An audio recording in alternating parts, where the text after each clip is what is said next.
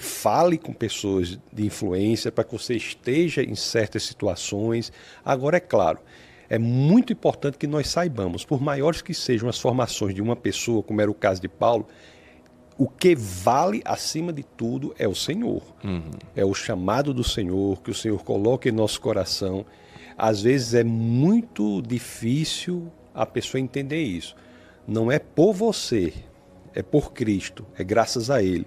Isso até é uma proteção para nós, não é, professor? Porque Claro. quando nós achamos que é por nós mesmos, nós estaremos na iminência da queda. Porque as Escrituras dizem que o orgulho precede a queda, a vaidade precede a queda.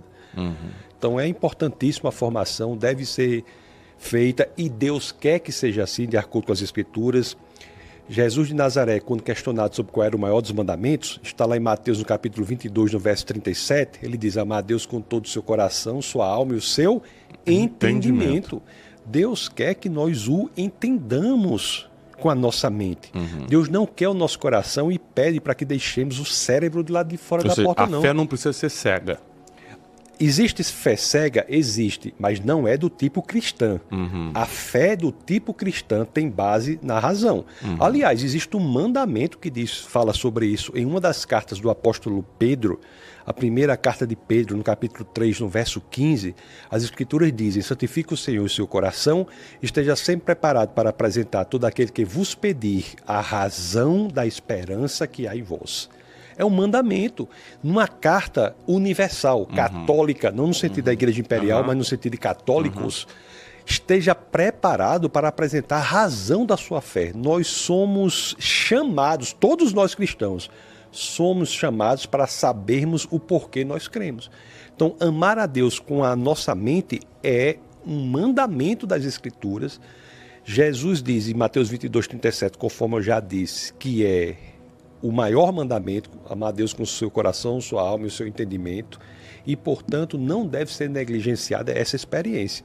Até porque, professor, como é que nós podemos genuinamente amar aquele que nós não conhecemos? O conhecimento de Deus, a possibilidade de conhecer Deus é um pressuposto lógico de nós crescermos em amor por Ele. Sim, é possível explicar Deus. Não tem uma música, né? Ninguém explica Deus. Mas é possível explicar Deus. Não porque a nossa mente finita consegue apreender a mente infinita que é Deus. Isso é impossível. É possível explicar Deus porque a mente infinita que é Deus resolve se revelar a nós. É interessante que eu me lembro aqui de Deuteronômio 29, 29. A primeira parte desse verso é muito trazida por aqueles que dizem que Deus não pode ser explicado, porque a primeira parte de Deuteronômio 29, 29 diz assim: as coisas encobertas pertencem ao Senhor nosso Deus. Aí o pessoal diz: olha, é o mistério, as coisas encobertas, e está certo mesmo, né? Essas coisas pertencem ao Senhor nosso Deus. Mas a segunda parte do mesmo verso diz o quê? Mas as reveladas nos pertencem e aos nossos filhos, para que cumpramos todas as palavras dessa lei. Então, as reveladas, de acordo com as Escrituras, Deuteronômio 29, 29, nos pertence com um fim específico, para que nós cumpramos a lei, conheçamos Deus. Então, isso é essencial na experiência cristã.